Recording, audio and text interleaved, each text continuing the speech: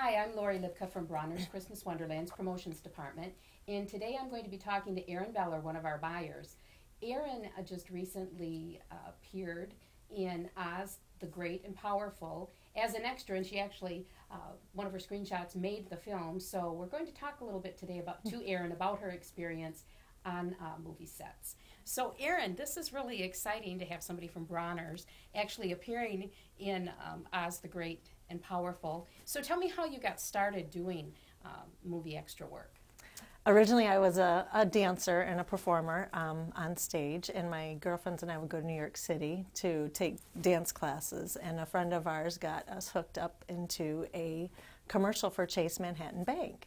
So once I did that set, I got bit by the bug, as they say, and just really interested in doing commercials, movies, whatever I could, get my hands on. So when the movie started to come to Michigan, my friends hooked me up with it was actually on Facebook, through Facebook. They hooked me up to this name. It was called Real Style, and you liked it, and then you emailed the ladies who were in charge of this business and sent them your headshot, just general information about yourself, and if you have a bio with a list of all your credits, you would send that to them, and then whenever they would get gigs that might suit your looks or your age or whatever they're looking for, you just respond to it when you're available.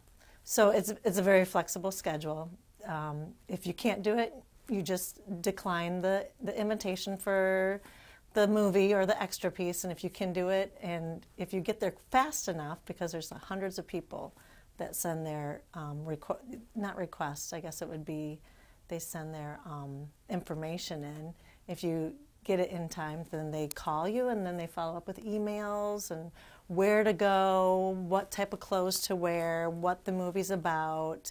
And there's days where all I would do is just walk back and forth, back and forth, back and forth for like 12 hours, 10 hours. So that was really exciting. You spent a whole week, this was last July, Yeah. July 2012, on Yeah. set. Tell us a little bit about what your character was like and what your experience was like that week. Well, I found out I was going to be a Kansas City character. So I went in the week prior to the shooting for my scene, and they fit me with costumes. So they tried on several costumes, and all the costumes were original period piece costumes. So to undergarments, everything. I had to wear a corset, the high heel boots with the old fashioned lace up boots, and tried on the costuming. And they picked the right colors. So we always had a backup costume if for the coloring, it was just sepia tone. So. Then they would style your hair and makeup, and they would take a picture of you so that every time you went in, they would duplicate your look for each day, so it didn't look different. Mm-hmm. So that really was important to get consistent character. Yep, they had to be consistent. Good. So it was long days you put in? Yeah, yep, definitely 12-hour days. 12-hour days. Yeah, good. Yep. And so then you went to see the movie. Tell me about your experience when you went to actually see the movie.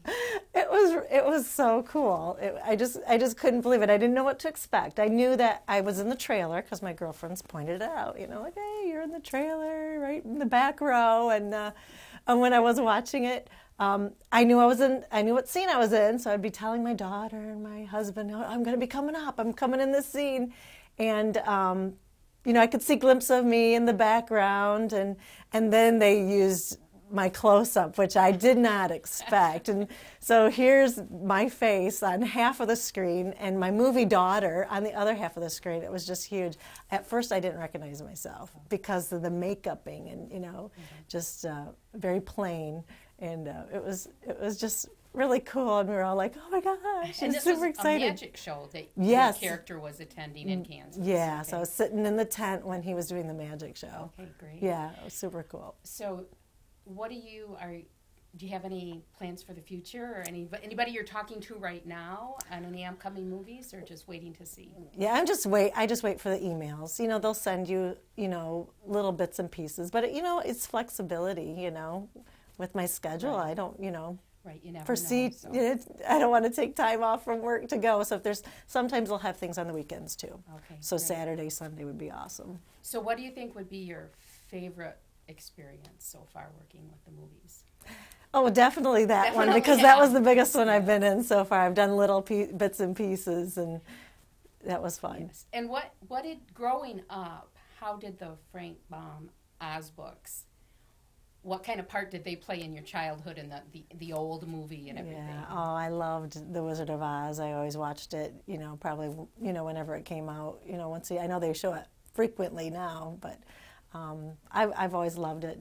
Dorothy's role and always studying dance, it just really intrigued me. And I've done so many dances to, Wizard of Oz music, so and performances and stuff like that. So it played a big role, just being in the prequel to it. Prequel, yes. Yeah, it was yes, awesome. and we should explain that Oz the Great and Powerful is actually a 20-year prequel to The Wizard of Oz, and kind of sets the stage for The Wizard of Oz. Yeah, well, yeah. And it has a special place in your heart. It definitely has a special place in my heart. Well, thanks a lot, Erin, for sitting down with us today to talk about it. Well, you're welcome. It was fun sharing the information. Thank you.